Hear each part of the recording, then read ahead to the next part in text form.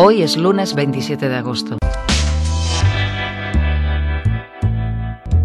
Periodismo investigativo. Más adelante, cuando tengamos nuestro segmento de hoy en la historia, vamos a recordar cómo se salvó Europa de una invasión de los persas y los medos gracias al heroísmo de los griegos, que en las batallas de Platea y de Micala ratificaron o confirmaron lo que habían hecho antes en Salamina y lo que habían hecho antes en la primera guerra médica en la batalla de Maratón. También el heroísmo que desplegaron en las Termópilas, una de los grandes acontecimientos del heroísmo de la humanidad en todas las épocas. ¿Qué fue lo que se salvó? Nada menos que la cultura griega.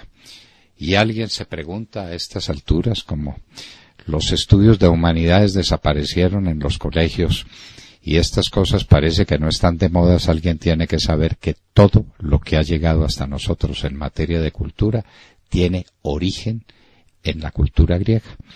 Un pequeñísimo lugar enclavado en una muy difícil ubicación geográfica, muy cerca del Asia sometida a las invasiones y separada del mundo europeo por unas condiciones orográficas y por unas condiciones de ríos y de mar muy complejas.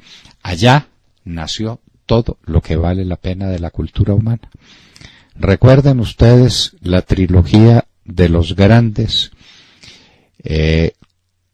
trágicos griegos, que son el origen de todo el teatro del mundo. Y el teatro del mundo ha sido una parte fundamental de la cultura universal. Esquilo, Sófocles y Eurípides se sucedieron los tres y los tres tuvieron que ver con esa época gloriosa de la resistencia griega con la invasión de los persas y de los medas. Pero si uno puede hablar de teatro es porque existieron en su momento Esquilo, Sófocles y Eurípides. Todo el pensamiento filosófico arranca de Grecia. Simplemente eso. Las grandes preguntas que se hace el hombre frente al universo, frente al cosmos, frente a sí mismo en los tratados de psicología, frente a Dios, desde luego, en los tratados de teología, tienen su raíz en la filosofía griega. En Mileto, entre Tales, Anaximandro, Anaximenes, están los orígenes de la filosofía griega, que luego en el período de los sofistas tuvo un desarrollo colosal para llegar nada menos que a la trilogía de los grandes pensadores de todos los tiempos. Entonces es el pensamiento socrático, es el pensamiento platónico, es el pensamiento aristotélico. Ese pensamiento filosófico tiene que estar acompañado con el origen de todas las formas filosóficas del tiempo antiguo que llegan, echan sus raíces y llegan hasta nuestro tiempo. Los epicúreos, los estoicos, los pensadores del devenir a través de Heráclito, todos tienen su raíz y su comienzo en Grecia. Como tiene su raíz y su comienzo en Grecia las artes plásticas y particularmente la escultura. Si Fidias no existiera, ¿cuáles hubieran sido los escultores que vinieron después?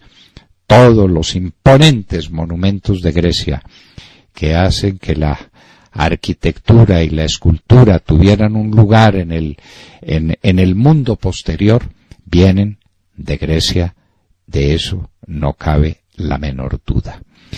De Grecia vienen los comienzos de la poesía.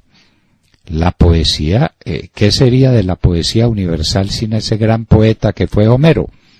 Pues no sabemos.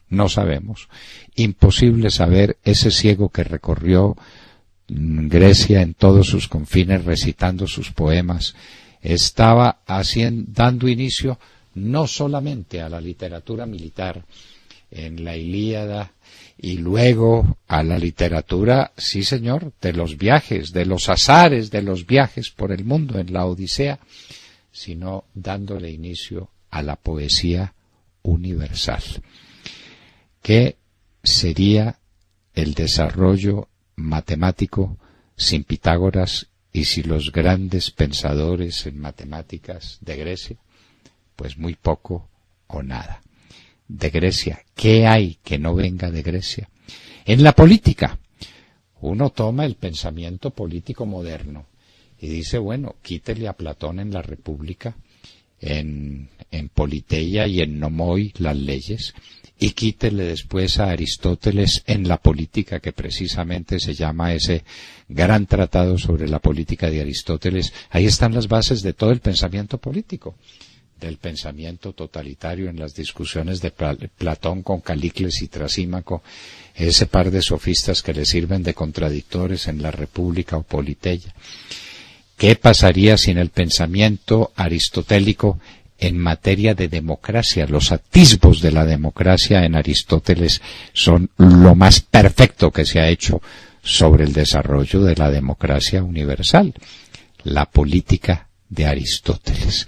Entonces, suman el teatro, y suman la gran literatura, y la gran poesía, y la gran matemática, y todos los grandes desarrollos importantes de la humanidad, la arquitectura, la matemática.